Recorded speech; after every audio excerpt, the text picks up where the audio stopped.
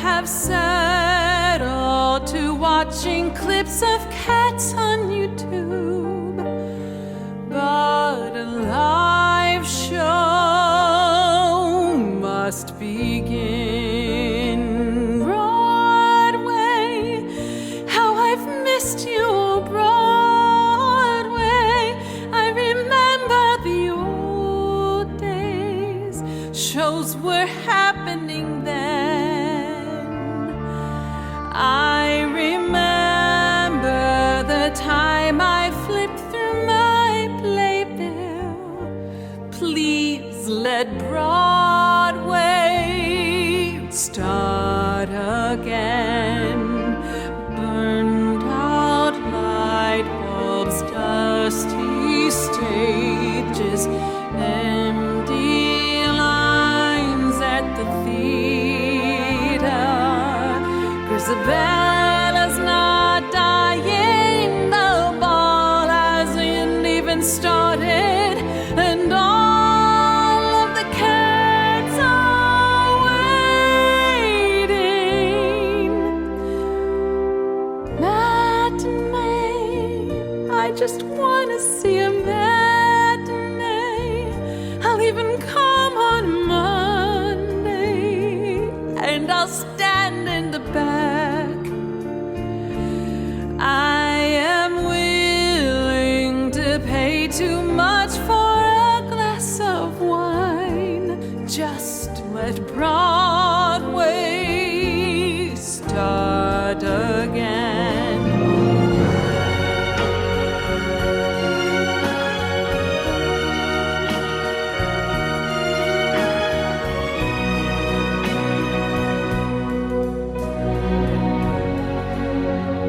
Old Deuteronomy is ready to make his choice. Grizabella's elevating. Gus is standing there being passed over. His tears of sadness are fading. Pick us, I just want you to pick us. He is much more deserving. The crowd's on his side. If you pick him, you'll finally end the show correctly. Look, remember, the wrong cat died.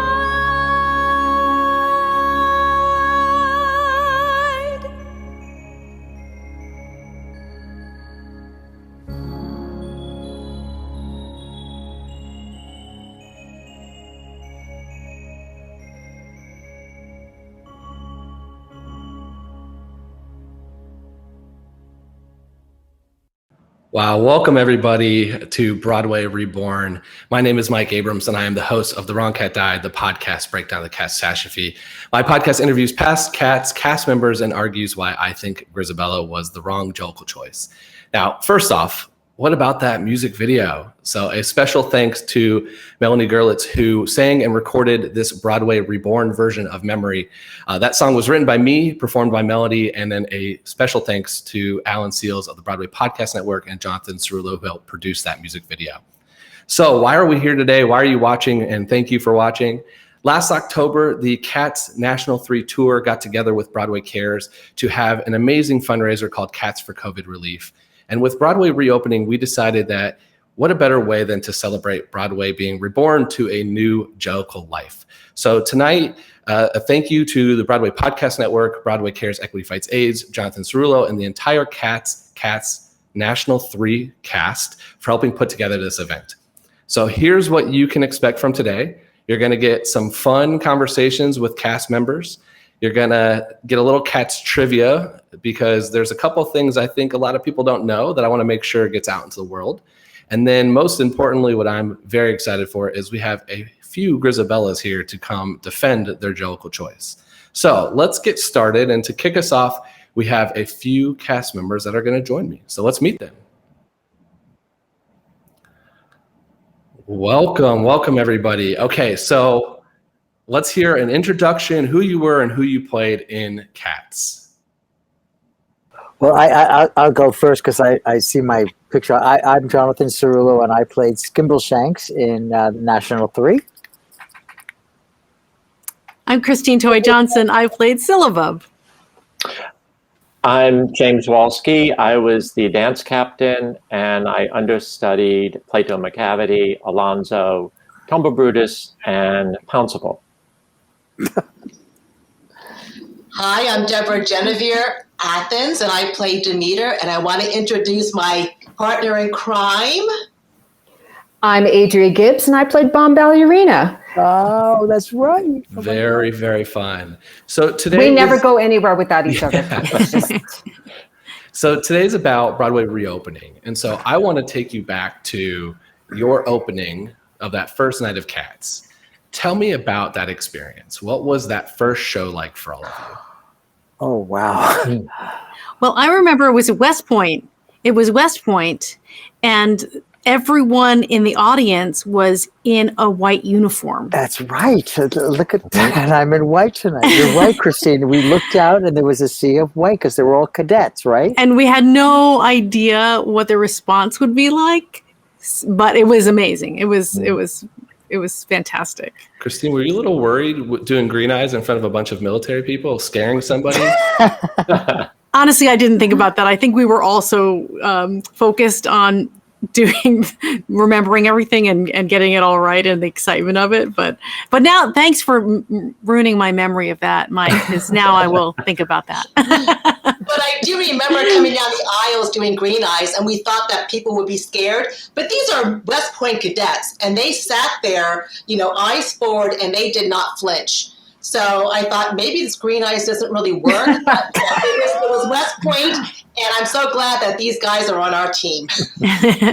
It was electric. I mean, it was unbelievable how the energy and that on that stage and the audience, it was pretty magical. I wasn't there. I didn't join the company until Baltimore. But my first night, I remember very clearly Jimmy Walski laughing at me from the back of the audience because we realized during the Gus number when the Siamese came out that we hadn't bothered to block that number. Oh, that's right. You told me about that. Yeah. Yeah. So I spent most of the time getting poked in the butt with tridents and pushed around to get me to the right place. So And the China Silk.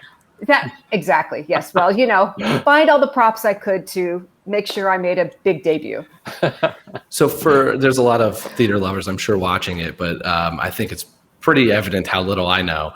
And so I know you do previews and you kind of go through this whole part of being ready to go, but then you have your real opening night.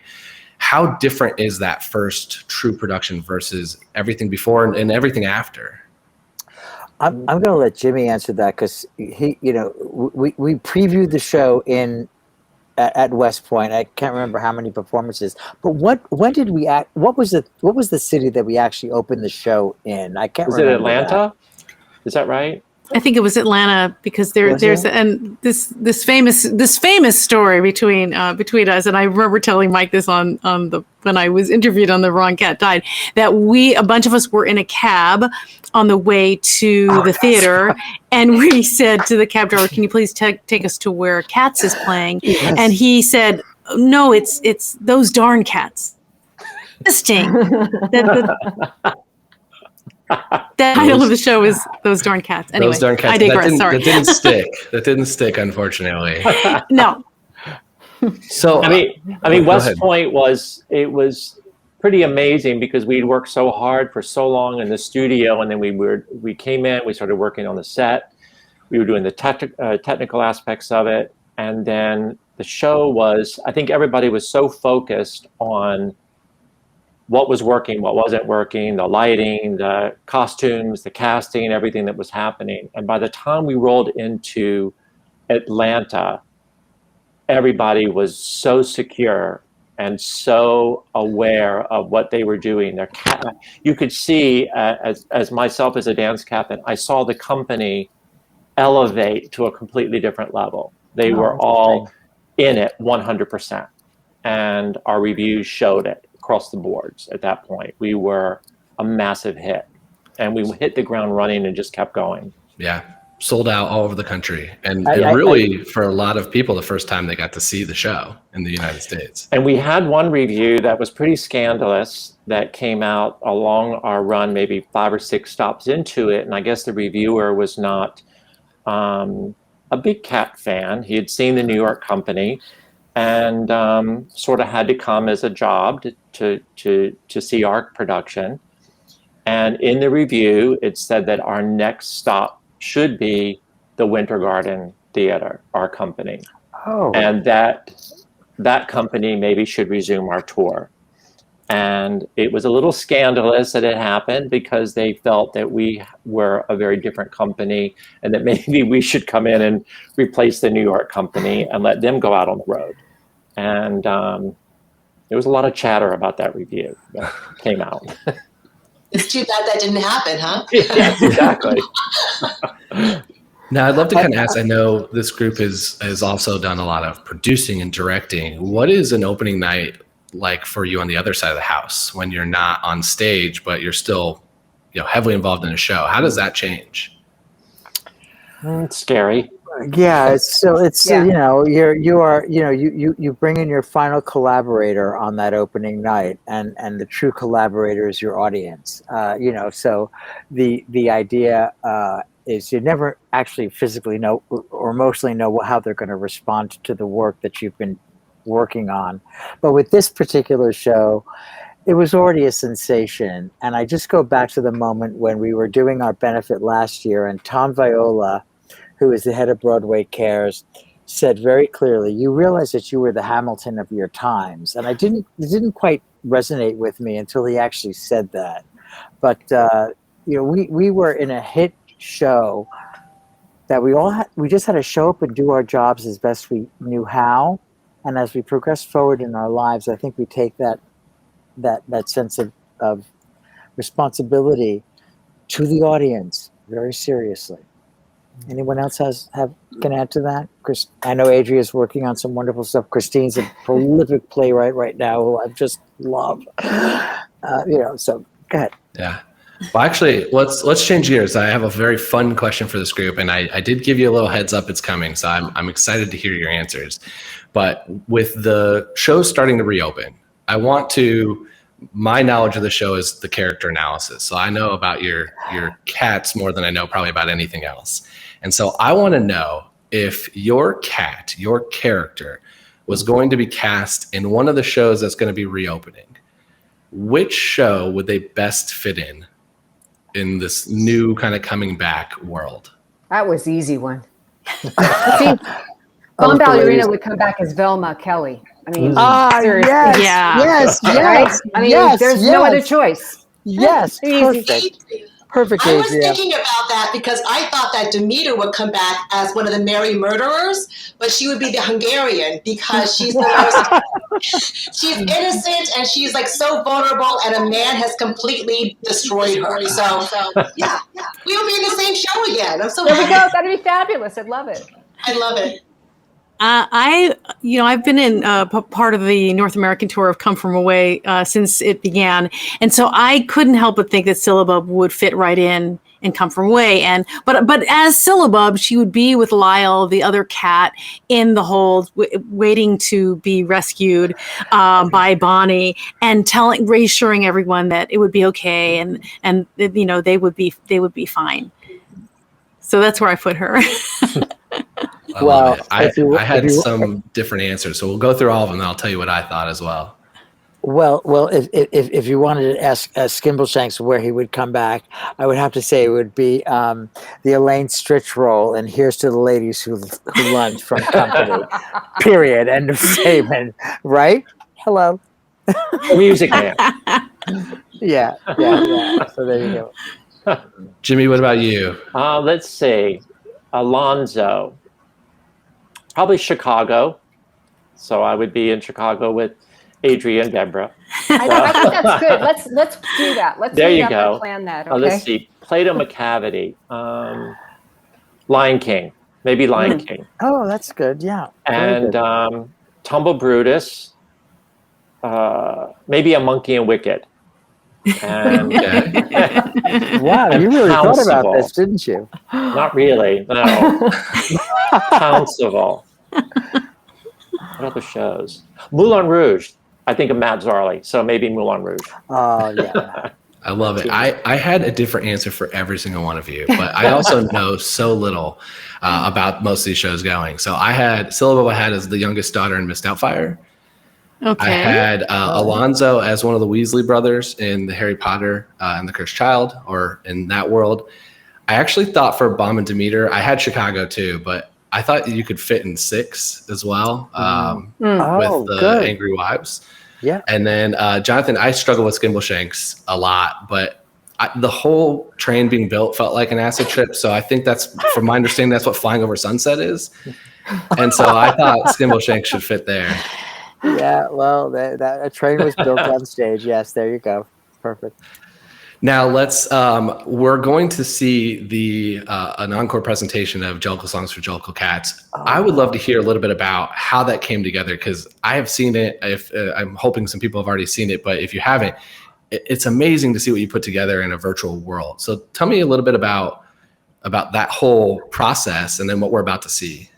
Let me just jump in there for a quick hot second. So Christine wrote the script to the entire benefit that we did, and Jimmy was an associate producer on the project, and Adrea did our graphic design, and Deb did all our social media.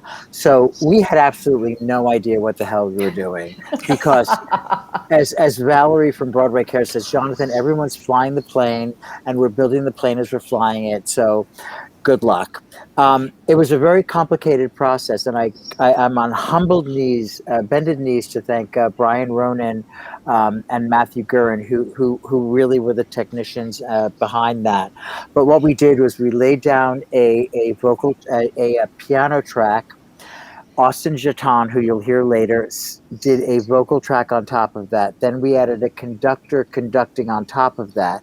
We sent that video to the entire company. Everyone filmed their individual segment, and then all of that was edited together in the brilliance of Brian Ronan and Matthew Gurin. So it all of us are used to being in the room together, and when we had to repivot our performance and to do this, this is what would happen. And I think the end result is phenomenal. I don't know if anybody else has anything that they want to add to that, but that's sort of technically what we had to do. So Christine, Jimmy, Adrea, Deb, I don't know. Well, don't forget having to relearn the song after all these years. That was something else. Go there. Christine Toy Johnson texts me and says, is this the right key? And I'm like, yeah, Christine, this is like so key. This is the key we did this in. And I was like, yeah. So there you go. She goes, how the hell? Well, and you know what? When we first started the process, I think we first started talking about it in maybe April of last year, right? Yeah. Something like that. And so it was right in the beginning of our whole collective journey, doing Zoom recording, virtual kind of, but it was fun, and everyone was so creative with how they showed up in their little box. I thought it was so great, and the editing, and Brian Ronan, our Tony Award sound designer, matching, putting all the voices together, and then Matthew editing it together. Yeah, it was really a lot. Wow. And I do know, Deb, if you want to go back, I did ask a few people to re-record things. Deb, go ahead and tell them what your experience was. Which time did you tell me to re-record?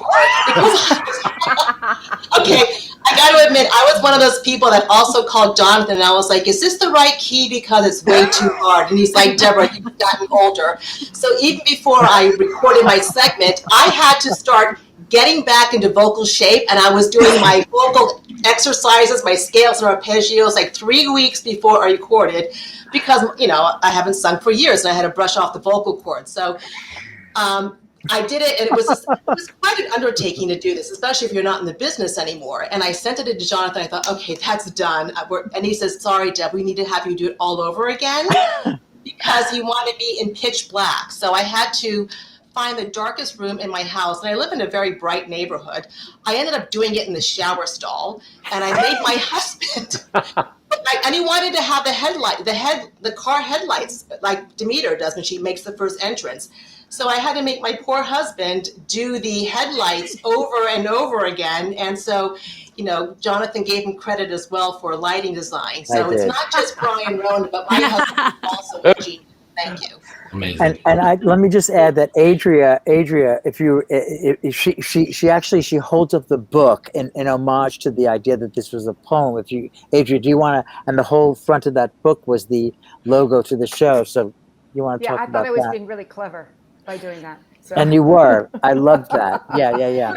In the little tiny studio apartment that I was staying in Santa Fe, New Mexico, that I had to figure out how to clip curtains up and prop things so I could. It was just. I took pictures of what it looked like, what the room looked like after I was done, because it was just. It looked like the junkyard. It was hideous. Well, let's show everybody. It looked like it was a mess. And I just want to say, let's show the world this video again. Before you show that, I just want to say that what the intention of all of this was to celebrate this musical, this landmark musical that we did. So I hope your viewers will see that when you show this. Wow. Absolutely love it. Yay! Great. Welcome back. As you can see, we have a few more cast members here, so we're going to introduce them. I do want to mention for all the New Yorkers, it looks like Henry is slowly rolling in, so if you see some lightning and to my left, we're starting to get a little storm, but we will charge forward. And so let's hear who you are and what cat you played. So I'm Amiee Turner. I played Cassandra. I'm Joanna Beck, and I played Jelly Lorum and Griddlebone. I'm Kari Nicolaisen, and I played Rumple Teaser, and then I left and came back as Bomb Ballerina. I'm Anthony Vincent Bova. I played Tumble Brutus. Amazing. I'm Jonathan. I'm Austin Jetton. I played the Booth and Old Deuteronomy cover. And I'm Jonathan Cerullo. I played Skimbleshanks. It's just, I love all of these people. Oh my God. That's my Cassandra. Amiee and I entered in one together, so just so you know, there you go. Always, once you've entered in one together, you're friends forever. There you go. I'm excited for this. This is going to be a little bit of trivia. So this group is going to be trivia. We have, we're also going to have Alan jump in, who's going to keep score for us and also be the judge and jury here. So here's how we're going to do this. Trivia. Three of you, your names start with an A, so you'll be on a team. And then we'll have the three of you without your first name starting with an A. And you will be on a team. Tony, and Joey. Okay. Okay, we have to work this out. Amiee, Austin, and Anthony. Okay, got it. Tony, Kari, and Joanne. Okay, Joanna. Yeah. Joanna. Just in case. Joanna. Yes. And so here's what we're going to do. I'm going to ask the question. We'll pop it in. And instead of yelling out the answer, I want you to yell out Jellicle and raise your hand. And whoever says that first, Alan's going to call on you, and you'll get to answer the question if you know it. Oh, Lord have mercy. And then the winning team will introduce our next video. So much pressure. Okay. All right, let me know when you want question number one. Question number one. Go. The question number one is, there is one actress who performed in the original Broadway production for the entire run. Bomb Ballerina. Jellicle. No, it was Gumby She played Cat. Bomb Ballerina. She did play Bomb Ballerina. Do you know who the actress was? Andrea, maybe. Jellicle Songs. Wasn't it Marlena? Yes, Marlena. Marlena. I think Austin wins. No. Austin gets that because he gave the name first. It is Marlena. Marlena Danielle. But I thank fed you, him yes. the answer anyway. and the reason why that I remember that I'm general manager at a hotel up here, and her upstairs neighbor is at our hotel right now, so that was an easy one. Can you imagine amazing. doing the show? I don't think she missed shows either. Like The never. entire run as Yeah, Mom and Demeter. amazing. She played both. Okay, question 2. This one's a little bit harder. In the Japanese production of Cats, there is a male cat that fights in Growl Tiger's Last Stand, but he goes by 2 different names depending on the production. Can you name either of those names? Pouncival? Corico Pat, maybe. Jellicle. Say Jellicle. You have to say. I can only think of Corico Pat would be one Yeah. of the. Well, that's not right. It's not correct. It's not a, it's We not didn't a have common that. name. We didn't in the have US. Corico Pat. Yeah. We didn't have Corico. That's why I mentioned them. Yeah, we didn't. They cut that Cat character. that fights Growl Tiger's Last Stand. There was Who was that, Amy? Pouncival. Jellicle, isn't it? Alonzo? Alonzo? Not Alonzo. It might be the Alonzo character, but they go by a different name. Yeah. Oh, you I mean don't- in the production? In the production. in what was their name? Japan. Yeah. No, I don't think we know that, do we? Was it Samurai? a name? Was Samurai. It was created. It is. It actually is a samurai fight. That is the. Akari. He's named Akari. So it was Akari? created for that production. It was. So we'll go to the answer. It is Gilbert or Grumbuskin. Oh, for heaven's sakes. Gilbert. You know, Never I heard was of gonna such a person. say Gilbert. It's so No, funny. Gilbert. How did Gilbert get into? How did you come I up was with going to that, say Amy? Rosen. I was I going to say was not. I was Rosencrantz. lying. Just see what a good actress I am. Oh, you are. You got me All right, there. we're going to go to an easier question then. Okay. Number 3. Yeah. Between 2014 and 2016, this cat was changed to be a hip hop rapping cat. Jellicle. Tugger. I'm gonna say Rum Tum Jellicle, Rum Tugger. Tum Tugger. Wait, sit, Jellicle. Yes. It is. Yes, Tugger. Kari, you are correct, Kari. Thank you. What? Tony, I knew you always had that in you. Okay. Next question is: this cat was actually named after T.S. Eliot's cat. Oh. Oh, I used to know this. Jellicle, isn't it Electra? Is it? It's not No. Electra. Rumple Teaser. It's not Rumpelteazer. All right, I give up. Grizabella. It's not Grizabella. No, Grizabella Jenny- wasn't Jenny in and the Jenny- poem. Yeah. Jenny Any Dots. Closer. No, but I think that it's is- Jelly Lorum. Jelly Lorum. Ah, There we go. Joanna, yes. Good. Joanna Good, Beck. Joanna. Good for you. You get a 2-1. star. 2-1. I love right. that. I love that. There is a website called fanfiction.net, which has over 3,200 cat fan fiction stories. Shockingly, none of them have been written by me. And when you sort by most popular, 10 of the top 20 stories are about which 2 cats being a romantic couple. Jellicle, it's definitely Cassandra and Gus. No. Jellicle. Well, it's Demeter and McCavity. No. No. These sounds like there's a lot more fan fiction that needs to be written. Jellicle, would it be Tumble Brutus and Victoria? It is not. The White Cat. Jellicle. No? Jellicle. Kari, Demeter. They had that one and moment. Bombalurina. Wait, No. Demeter and Bombalurina. No. Oh, Jellicle, Jelly, and Gus.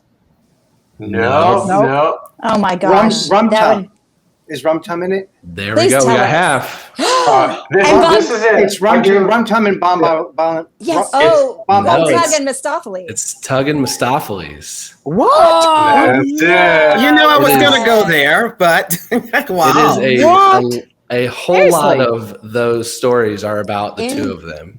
Really? Mhm. Tugger and Miss Okay. What do you know? Okay. Huh, Okay. Tugophiles or Tuxtophiles, you can read a lot about. Wow. So, okay, this one, let's go away from the characters here a little bit. So Cats won the Tony for Best Musical in 1983. What were the other nominations that year for Best Musical? Oh, God. Miss Saigon. No, that was the wrong year. 83. You know I could Google it right now. And Oh, yeah, we could easily. Yeah, right. You can I was Google all of I these was in very elementary quickly. school. Okay, come on, Kari. In 80.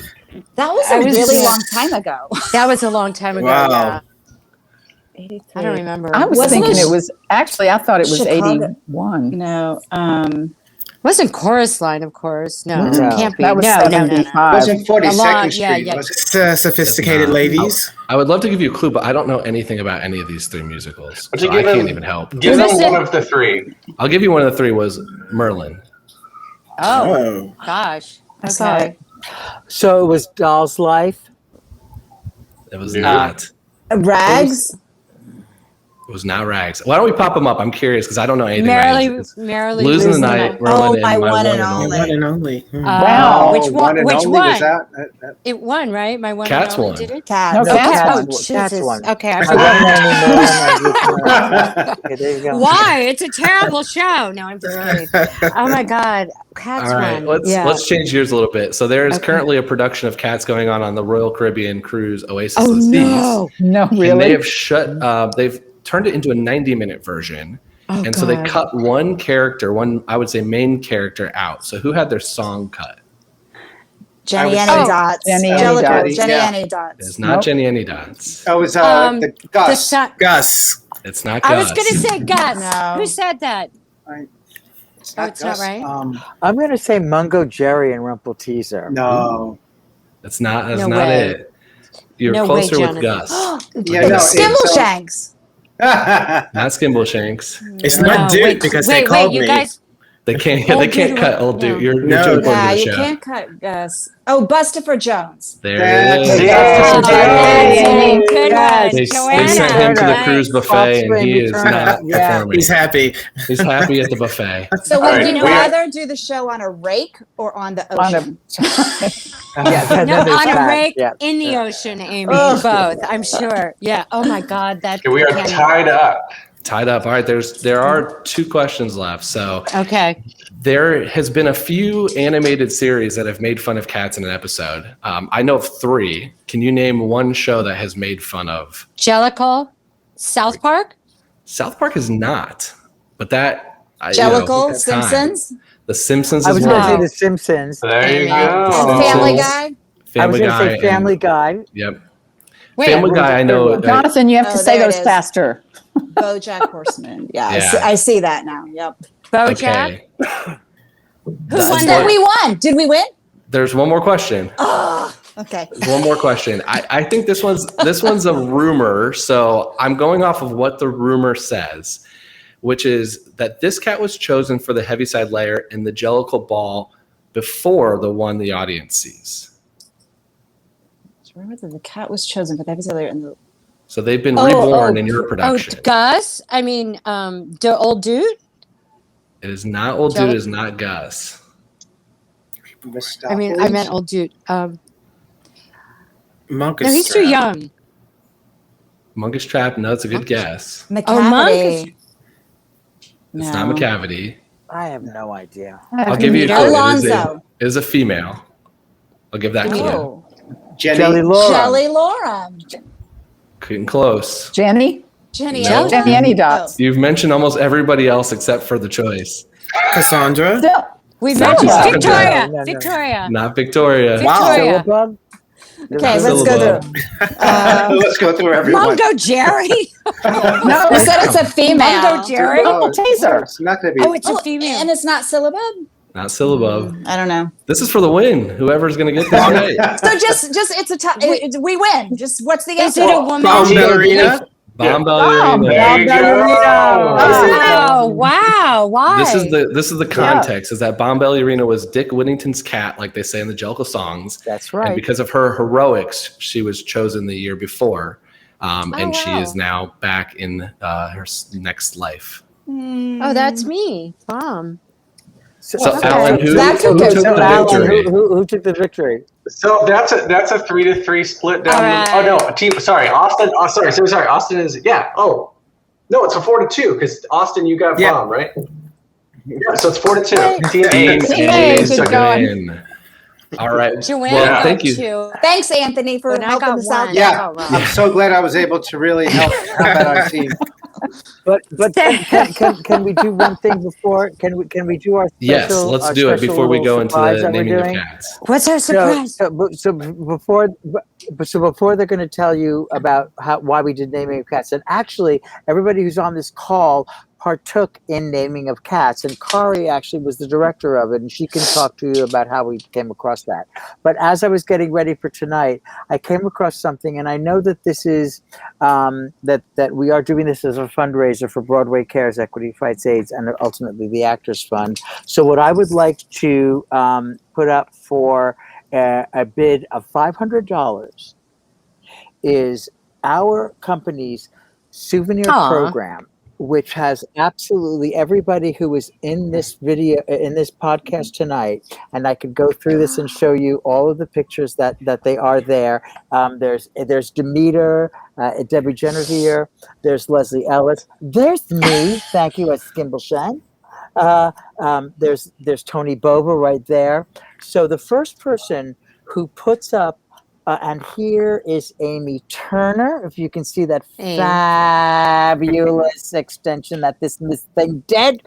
And the first person who donates $500 to BroadwayCares.org/Cats 2020 will receive this souvenir program from our company. Okay, and that's my promise to Broadway Cares. So go. All right, now. Thank you for that. The A's, let's hear. Tell me about the naming of cats. What are we about to watch? Oh, okay. Kari. Jonathan asked me to kind of help him come up with the concept and choose the participators. And I personally love this part of the show. We get to stand still, but it was just like the lighting, and I'm getting the chills thinking about it, and the poem, and it was a really mystical, cool, dark, sexy kind of part of the show. And so we're like, well, how are we going to do this in our homes, in our living rooms on Zoom? And I came up with candles. And we originally wanted smoke. I wanted steam, just to make it look, mysterious. And so we kind of got that right, Jonathan, and then we started running with that. And then I just wanted it to be very odd and very peculiar, be entertaining, and try to. And I think everybody really rose to the occasion and had fun with it, as you'll see when we watch the clip.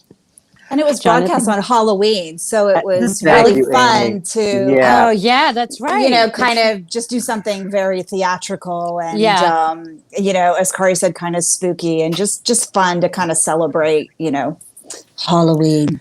Well, it's always fun to be weird and strange. I like to do that as often as possible.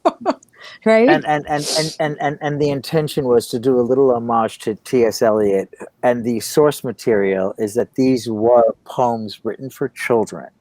And so we wanted to sort of honor that. And I thought it was fabulous that we got Andrew Lloyd Webber's permission to do the music from the show. But when I said, I want to do naming of cats just as an oratorical piece, there was a dead silence in the meeting, and they were like, you have to go to the T.S. Eliot estate for that. So we got permission from the T.S. Eliot estate to do what you are about to see. And every one of these human beings took part in that, which I'm grateful for. So, well, let's see this video. That is eerie and haunting, and a great transition to talk about Grizabella, who is the Jellicle choice here. So welcome. We have 3 Grizabellas here. So why don't you introduce yourself? And maybe, since we all know your Grizabellas, what production that you played Grizabella in? I'm Lyn, and I was in Cats 4. I was standby for Grizabella and booth singer. I'm Leslie, and I was Grizabella in the 3rd National.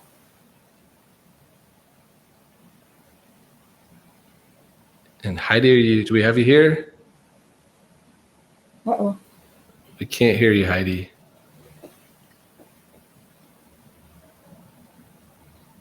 Let's see if we can get this troubleshoot real quick.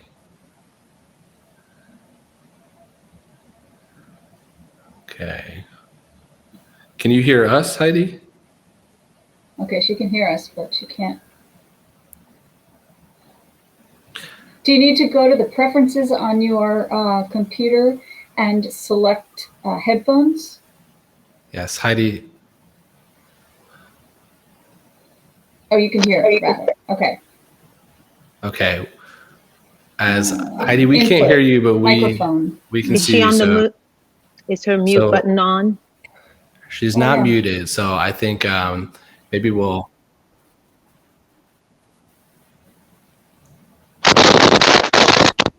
You hear me? Okay. There we go. Okay. I can't hear you very well. Hold on a second. Okay, we can hear you now, though. Can you Yay, hear us? okay, good. Thank you so much for your patience. No problem. That's the world we live in now with the tech. So, Oh, I know. And Heidi, you were in the Broadway production. Yeah, I have a unique relationship with this show because I've done 3. I did the first national. They put me in for the last 6 weeks of the run in Boston so I could learn the role. And then I went into the 3rd national, and then I went into Broadway. So Amazing. I've done, so it was a gift. It was a gift to have that experience and to work with so many incredible artists and also creators. Well, I am thrilled because this is the majority of what I've spent my time debating, and I always love talking to Grizabella. So we're going to talk probably a conversation you've never had about Grizabella's backstory and why she's picked. So I want to start by hearing from you. Let's talk about her story. I want to know there's not a lot of context clues for the audience about her life before she leaves the tribe. So we just know she's the Glamour Cat. When you performed as Grizabella, what was your Grizabella pre-leaving backstory? Well, for me, I can speak. I based my Grizabella on 3 characters: Blanche Dubois, Norma Desmond, and Vivian Lee in Ship of Fools. I don't remember that character she played, but she does this crazy little dance on the ship. And Grizabella, I remember, I think it was Janine Lavulo told me when I went into the first national to learn the part. She said, Heidi, they'll tell you everything she isn't and nothing that she is. So what they told me was she's not dead, she's not dying, she's not old, and she's not a bag lady. And so I just think that she was a very proud person, probably very vain. And I know, Mike, it's my first understanding that you experienced it first in the revival, and then you saw the feature film. And I remember you saying that that you thought maybe she was kicked out, or that was a rumor. She was kicked out. And I was always under the impression that she chose to leave and she wanted a better life. And so it was her choice to walk out on her tribe, which is a very difficult thing to do. And I think that's a lot of the reason why there's so many conflicting feelings when she comes back, and why that entrance that Andrew wrote and Trevor staged and Julian worked on is so powerful when she makes that first entrance, because as Grizabella, as my colleagues know, you have 15 minutes to tell her story. And that first minute you're on that stage, you know what you're doing. Right? 15 minutes, exactly, Heidi. 15 minutes. It's 15 minutes. Mm-hmm. And then you knit in the dressing room. Yeah. Yes, absolutely. So, okay, so she voluntarily left. I mean, I agree with that, because I kind of likened it to people running off to like Los Angeles in the early days of color films, and, you know, wanting to be a star, and, you know, leaving the tribe to me was always just going off to find your fame and fortune or whatever. Yeah. And then, you know, stuff is in showbiz didn't work out, and she's back. because she's coming home and she is desperate. Yeah. Truly desperate. I agree. That's where I brought Grizabella from, that she always had this dream. She knew she had this talent, and she wanted to go off and just live her life. And I guess she believed all the hype that, oh, you're pretty, you can sing, oh, you can dance. And so she went out to try to see if she could do it. And she got beat up by just the business, everything. And she came back, and from my perspective, her leaving, she left a lot of unfinished relationships. Mm-hmm. And you build those relationships around the different cats. And when she got beat up and she came back home looking for just a hug, just a touch, just for somebody to accept her, because she was not accepted where she really where her heart was.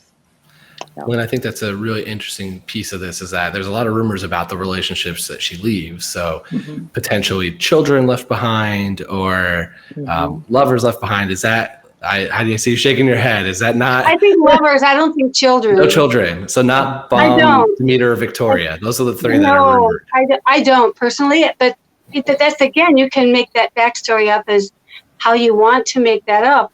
It's my feeling that I walk in and the kittens don't know me, but they've heard about me and they're curious about me. So they're kind of like, who is that? And the teenagers are like, oh, it's her. And then the older ones are like, well, and they've heard about me. And so there's a past.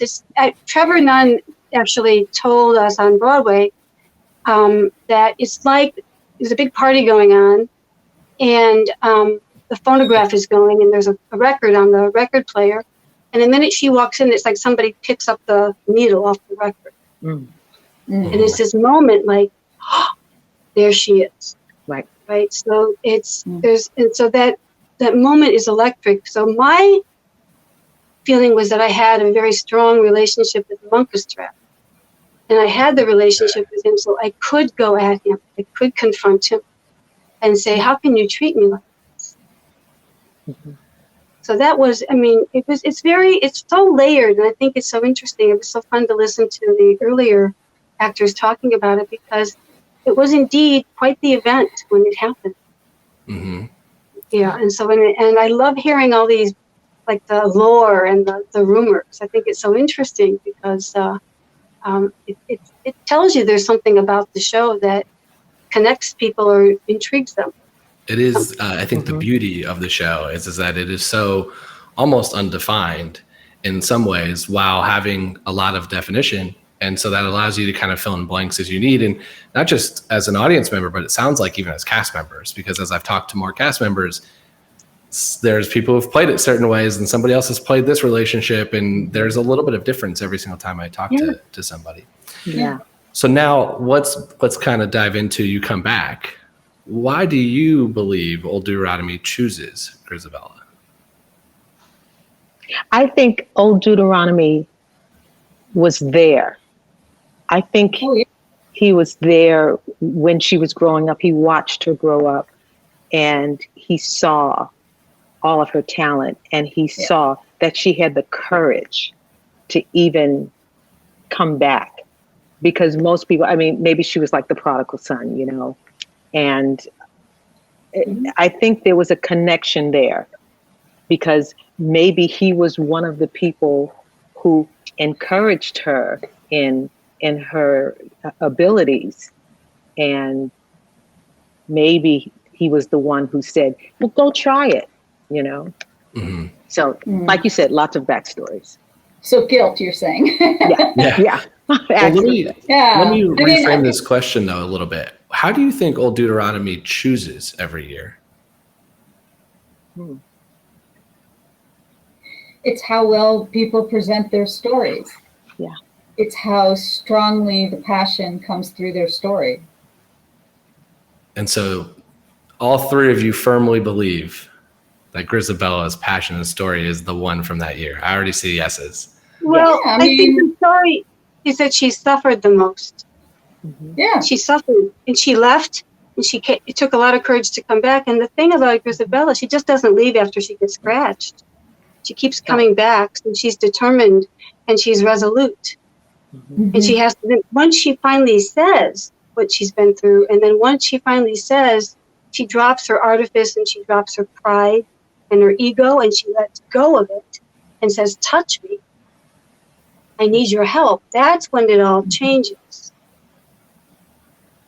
So I think that's we got the song. That's why. Yeah, I think we got so. The song.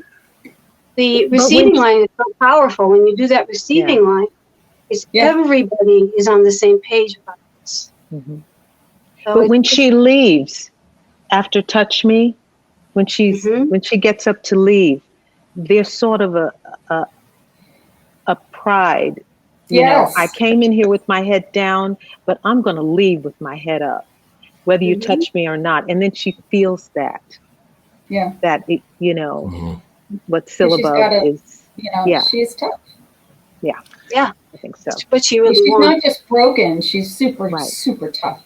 And she has had to learn to be tough and fight to survive. Yeah. I've been knocked down before, and I've gotten up before. So, yeah, exactly. I love the passionate defense of Grizabella as someone who spent many episodes arguing against this. Here's my kind of, I think you're all on the same page that Grizabella is your Jellicle choice. So I'm going to ask this a slightly different way. If Grizabella doesn't come back in the year that we see, who goes? Gus. 100%. So with that in mind, why not Gus over Grizabella? Why not Grizabella the next year? Gus had a career. Gus had everything he endeavored to do. He's old, but he has friends. He has Jelly. He has his friends. He has his memories. And she's the one who's just the most desperate and the most in need. And I think Deuteronomy knows that. I think he knows. He's the all-knowing. I agree. Well, it's kind of, the show doesn't have an arc without her. There's no tension. If she doesn't show up, right? So it's kind of, that's what really kind of drives it. And so I find that so interesting that because Trevor and Julian and Andrew didn't know what to do, and then they had the unpublished poem, and they went, oh, we've got the through line. And then the Rhapsody on a Windy Night, and remark is those words are right out of that unpublished poem. All of it is there. So it's just thrilling. I wish I was in the room when that happened, when they realized that they had the arc of the show, because the show would be very different without her, right? Definitely. I mean, I think you would follow more of a McCavity as the bad guy to create your villain story. I'm working on Cats too. Don't worry. I'm working on how to rewrite some of this. I would love to hear just, Memory is the iconic song from the show, and you all get to belt it out. And as you said, 15 minutes.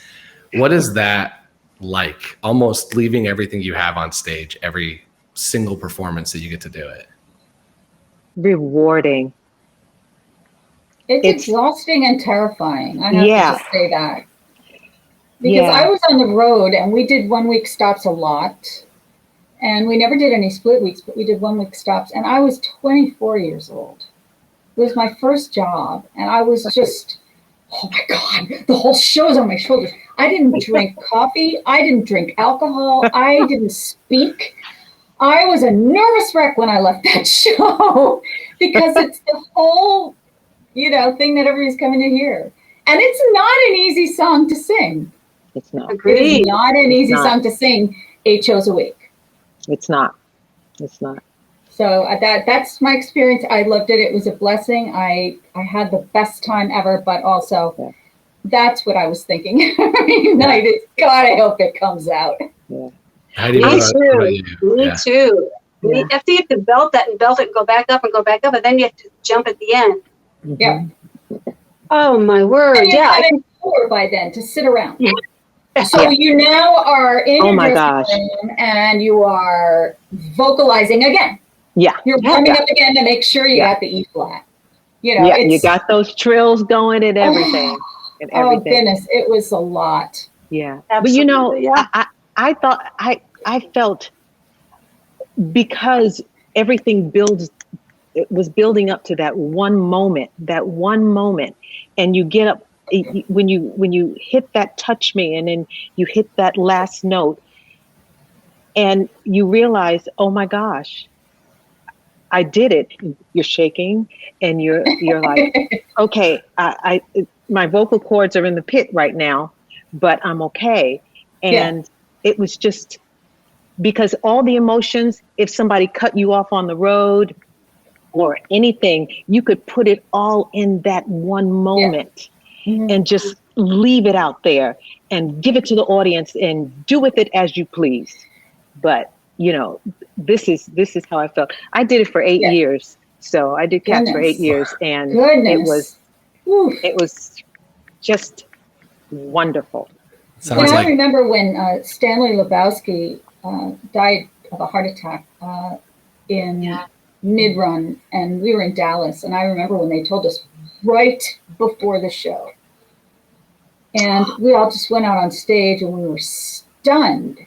And but it was, as you said, Lyn, it was something that I could visit in a you know, whatever I was feeling at the time. I could put it into that. Yeah. Lyn, it sounds like the world would be a better place if we all channeled our anger and emotion and just sing Memory every night, and you'll be much happier. Yeah, you can use everything in the day. Sure. Everything. You absolutely can. That's your mantra at the end of the day. Just sit in your yoga pose and belt out Touch Me, and you're good. That's hilarious.